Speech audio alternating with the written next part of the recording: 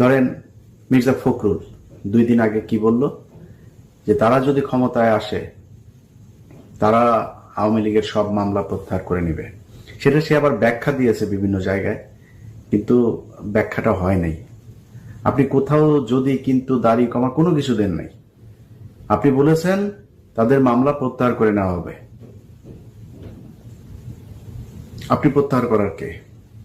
শেখ মুজিবের মূর্তি ভাঙলে আপনার এক পাশের বিচিতে নাকি ব্যথা করে। আপনার এত ব্যথা কেন? বুকে চিনচিন করে আপনি এইসব কথাবার্তা বলেন।